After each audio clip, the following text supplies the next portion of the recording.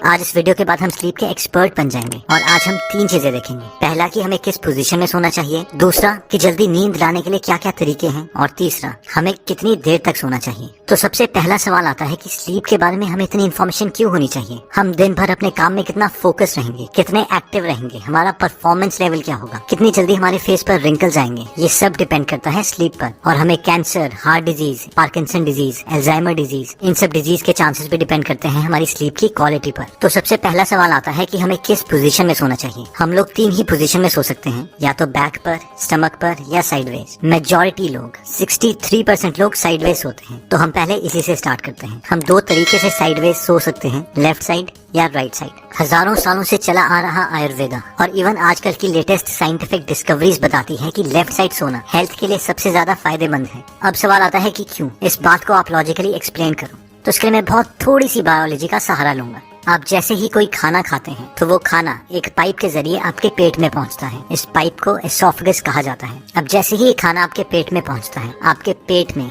Gastric fluids release होते हैं, यानी एक एसिड रिलीज होती है जिसे उस खाने को डाइजेस्ट किया जाता है और नेक्स्ट सेक्शंस में पहुंचाया जाता है। अब ये एसिड वापस उस पाइप में एसोफेगस में ना आ जाए, इसके लिए एसोफेगस के एंड में एक वाल्व लगा है जिसका काम है कि जैसे ही खाना पेट में पहुंचता है वो ऑटोमेटिकली बंद हो जाएगा। अब एज के कारण या और रीजन से ये वाल्व ढीला पड़ जाता है, जिसकी वजह से पेट की एसिड्स एसोफेगस तक पहुंचने लगती है। अब क्योंकि हमारी बॉडी के अंदर हमारी स्टमक एक बीन की शेप में लेफ्ट हैंड साइड में है, इसलिए जब भी आप लेफ्ट हैंड साइड में सोते हो तो ग्रेविटी के जरिए हमारी सारी पेट की एसिड और खाना बॉटम में रहता है, जिसकी वजह से खाने को डाइजेस्ट करना बहुत आसान हो जाता है और आपके पेट की एसिड एसोफेगस तक नहीं पहुंचती। लेकिन अगर अब आप इमेजिन करो कि आप राइट हैंड साइड में सोए हो, तो आपने इस प्रोसेस को कम्प्लीटली ऑपोजिट कर दिया है और इसकी वजह से अब आपके पेट की एसिड आपके एसोफेगस तक पहुंचेगी, जिसकी वजह से आपकी छाती जलने लगेगी और टेक्निकल टर्म्स में इसे हार्ट बर्न और रिफ्लक्स भी कहा जाता है, जिससे हाइटल हर्निया और गर्ड की बीमारी हो सकती है।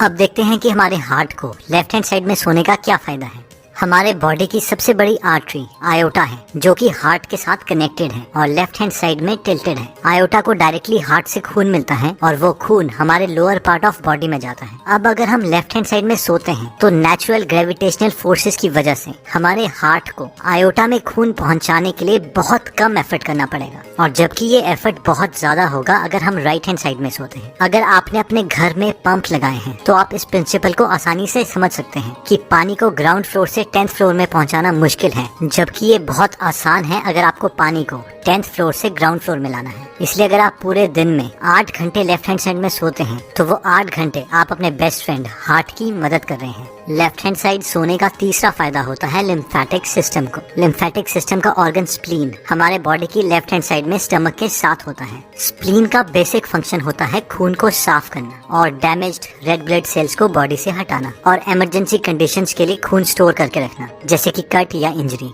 अब क्योंकि स्प्लीन को खून साफ करना है और लिम्फेटिक सिस्टम में कोई हार्ट की तरह पंप नहीं है, इसलिए खून मसल की कॉन्ट्रैक्शन से धीरे धीरे स्प्लीन तक पहुंचता है। और अगर आप लेफ्ट साइड सोते हैं और क्योंकि स्प्लीन भी लेफ्ट साइड है, तो नेचुरल ड्रेनेज की वजह से खून स्प्लीन तक पहुंच सकता है और आप अपने स्प्लीन की भी मदद कर सकते हैं। हमें बीमारियां तब लगती है जब हमारी बॉडी वेस्ट प्रोडक्ट्स को हमारे खून से हमारी बॉडी से नहीं निकाल पाती, और लिम्फेटिक सिस्टम का यही काम है कि वो हमारे ब्लड से वेस्ट प्रोडक्ट्स को बाहर निकाले। इसीलिए आयुर्वेदा में सबसे पहले लिम्फेटिक सिस्टम को ही ट्रीट किया जाता है। इसलिए अगर हम लेफ्ट साइड में सोते हैं तो हम हर रोज अपने हार्ट की, अपने लिम्फेटिक सिस्टम की और अपने डाइजेस्टिव सिस्टम की हेल्प कर सकते हैं। और अगर हम राइट साइड में सोते हैं तो हमारे बॉडी के ऑर्गन्स को ये हेल्प नहीं मिल पाती। नेक्स्ट स्लीपिंग पोजीशन आती है जब हम अपनी बैक पे सोते हैं।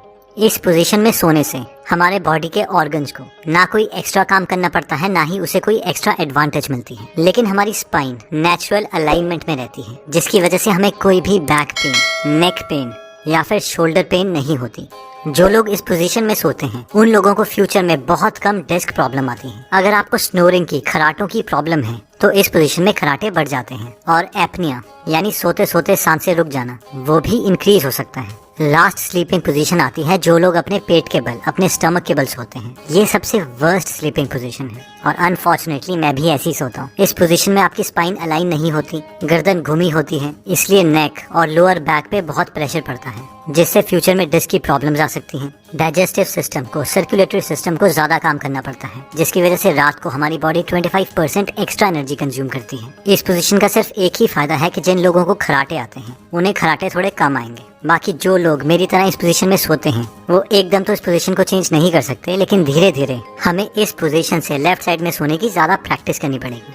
स्लीप पोजीशन से भी इम्पोर्टेंट चीज आती है कि हम कितनी गहरी नींद ले सकते हैं, जिससे ये डिसाइड होता है कि क्या हम अपनी लाइफ बिना बीमारियों के जी पाएंगे या नहीं। तो अब हम देखते हैं वो छोटे चेंजेस जो हम अपने लाइफ में अप्लाई कर सकते हैं, जिससे हम बहुत गहरी नींद ले सकते हैं। सिर्फ 2 हार्मोन्स को समझकर हम अपनी नींद को काफी अच्छे लेवल तक समझ सकते हैं। ये 2 हार्मोन्स हैं मेलेटोनिन और कॉर्टिसोल। मेलेटोनिन को स्लीप हार्मोन भी कहा जाता है, क्योंकि जिस वक्त हमारे बॉडी के अंदर ज्यादा मेलेटोनिन होगा उस वक्त हमें बहुत गहरी नींद आ सकती है। और दूसरा हार्मोन है कॉर्टिसोल, जिसे स्ट्रेस हार्मोन भी कहा जाता है। जिस वक्त हमारे बॉडी के अंदर ज्यादा कॉर्टिसोल होगा उस वक्त हम ज्यादा अटेंटिव स्टेट में होंगे, और अगर कॉर्टिसोल बहुत ज्यादा आ जाता है तो हमें बहुत ज्यादा स्ट्रेस हो जाएगा। अब जैसे ही सुबह सूरज उगता है उस वक्त हमारे बॉडी के अंदर कॉर्टिसोल का लेवल ज्यादा होता है और मेलेटोनिन बहुत कम, जिससे हम ज्यादा अटेंटिव होते हैं। सूरज की साइकिल के साथ साथ हमारी बॉडी में कॉर्टिसोल का लेवल धीरे धीरे कम होता रहता है और मेलेटोनिन का लेवल बढ़ता रहता है। जिस वक्त सूरज डूबता है उस वक्त हमारे मेलेटोनिन का लेवल ज्यादा और कॉर्टिसोल का सबसे कम होता है। इसे हम साइंटिफिक टर्म्स में सर्केडियन रिदम भी कहते हैं। इन शॉर्ट, अगर हमें अच्छी नींद चाहिए तो रात को हमारे अंदर मेलेटोनिन ज्यादा होना चाहिए और कॉर्टिसोल कम। जिन लोगों की बॉडी रात को मेलेटोनिन प्रोड्यूस नहीं कर पाती उन्हें डॉक्टर्स मेलेटोनिन की मेडिसिन देते हैं। हमारा गोल हमारी बॉडी में मेलेटोनिन नेचुरल तरीकों से लाने का है, ना कि दवाइयाँ खाकर, जिसके ऑब्वियसली बहुत सारे साइड इफेक्ट्स भी हैं। अगर हमें अपनी बॉडी में मेलेटोनिन नेचुरल तरीके से पैदा करना है तो हमें अपने बॉडी को 2 कंडीशंस प्रोवाइड करनी पड़ेगी। पहला है डार्कनेस, यानी कमरे में पूरे तरीके से अंधेरा, और दूसरा है consistent sleep and wake cycle, यानी हर रोज ऑलमोस्ट सेम टाइम पर सोना और सेम टाइम पर उठना। कमरे में अंधेरा होना हमारी गहरी नींद के लिए इतना ज्यादा इम्पोर्टेंट है कि कॉर्नेल यूनिवर्सिटी के रिसर्चर्स ने एक एक्सपेरिमेंट किया, जिसमें उन्होंने एक आदमी को एक पूरे अंधेरे रूम में सुलाया, उसके साथ सेंसर्स अटैच किए और फाइबर ऑप्टिक केबल से एक 50 पैसे के सिक्के के बराबर थोड़ी सी लाइट उसके घुटने के पीछे कंसिस्टेंटली फ्लैश करी, और सिर्फ इतनी सी लाइट से उसकी पूरी स्लीप साइकिल डिस्टर्ब हो गई। और जो लोग रात को पूरे अंधेरे में सोने से डरते हैं वो रेड लाइट का नाइट बल्ब यूज कर सकते हैं। नेक्स्ट आता है ब्लू लाइट। हार्वर्ड के रिसर्चर्स ये कंफर्म कर चुके हैं कि ब्लू लाइट हमारा कॉर्टिसोल लेवल इंक्रीज करती है और मेलेटोनिन सप्रेस करती है, यानी डिक्रीज करती है। और अनफॉर्चुनेटली हमारे सारे गैजेट्स, हमारा सेलफोन, हमारे लैपटॉप, हमारा टेलीविजन, ये सारे ब्लू लाइट एमिट करते हैं। और रात के वक्त हर 1 घंटा जो हम इन डिवाइसेस के साथ गुजारते हैं उससे हमारी 30 मिनट की डीप स्लीप कम हो जाती है और फिर बीमारियां लगने लगती हैं। अब ऑब्वियसली हम इन फोन से इतना एडिक्टेड हो चुके हैं कि हम इन्हें नहीं छोड़ सकते, इसीलिए मैक्सिमम फोन्स में ब्लू लाइट फिल्टर का एक फीचर प्रोवाइड किया होता है, जिससे हमारी स्क्रीन पेल येलो कलर की हो जाती है। इस फीचर को यूज करके हम अपने स्लीप की क्वालिटी को इम्प्रूव कर सकते हैं। जिन लोगों के सेलफोन में ये फीचर नहीं है वो एंड्रॉइड में ट्वाइलाइट ऐप को डाउनलोड कर सकते हैं, जो सूरज के साथ साथ आपके मोबाइल का कलर भी चेंज करती रहेगी। और लैपटॉप के लिए f.lux एप्लीकेशन को डाउनलोड कर सकते हैं, जो सेम फीचर प्रोवाइड करती है। नेक्स्ट पॉइंट कहता है कि maintain the body temperature. School में तो हमें सिखाया जाता है कि normal body temperature 98.6 degree Fahrenheit होता है, बट रियलिटी में ये पूरे दिन भर चेंज होता रहता है। अब हमारी बॉडी की नेचुरल टेंडेंसी है कि रात के वक्त हमारे बॉडी का टेम्परेचर कम हो जाता है ताकि हमें गहरी नींद आए। अगर हमारे एनवायरनमेंट का टेम्परेचर बहुत ज्यादा है तो हमारे बॉडी को बहुत ज्यादा काम करना पड़ेगा ताकि वो अपने इंटरनल टेम्परेचर को रेगुलेट कर सके। लकीली आजकल हम ऐसे एनवायरनमेंट में रहते हैं जहाँ पर हम अपने रूम टेम्परेचर्स को कंट्रोल कर सकते हैं। रिसर्चर्स बताते हैं कि हमारे रूम का टेम्परेचर स्लीप के लिए 16.6 डिग्री से 20 डिग्री सेल्सियस तक बेस्ट है। अपने बॉडी टेम्परेचर को कंट्रोल करने के लिए दूसरा ऑप्शन आता है कि हम सोने से 2 घंटे पहले गर्म पानी से नहा लें। अब ये सुनने में तो काउंटर इंट्यूटिव लगता है कि नहाने से तो हमारा बॉडी टेम्परेचर इंक्रीज हो जाएगा, लेकिन नहाने के बाद जैसे ही हमारे बॉडी का टेम्परेचर इंक्रीज होगा वो ऑटोमेटिकली हीट रिलीज करता रहेगा ताकि बॉडी का टेम्परेचर और एनवायरनमेंट का टेम्परेचर बराबर आ जाए। और फाइनली वो थोड़ी एक्स्ट्रा हीट रिलीज कर देगा, जिससे बॉडी का टेम्परेचर एनवायरनमेंट के टेम्परेचर से थोड़ा कम रहेगा और हमें गहरी नींद आएगी। नेक्स्ट पॉइंट आता है कि हर रोज हमें कितने आवर्स तक सोना चाहिए।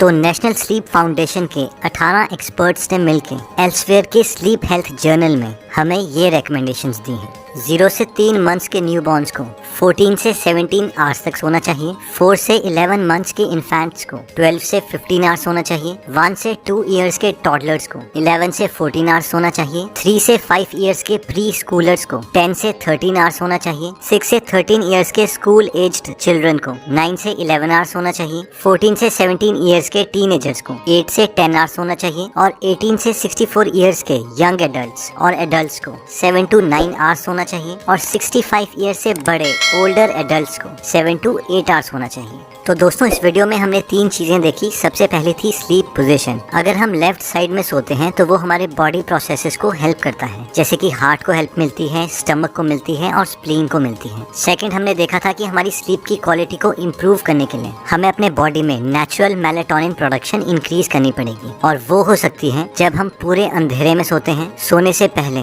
ब्लू लाइट को अवॉइड करते हैं या फिर स्लीप से 2 घंटे पहले गर्म पानी से नहा लेते हैं। और फाइनली हमने देखा था कि हमें हमारी एज के अकॉर्डिंग कितनी देर तक सोना चाहिए।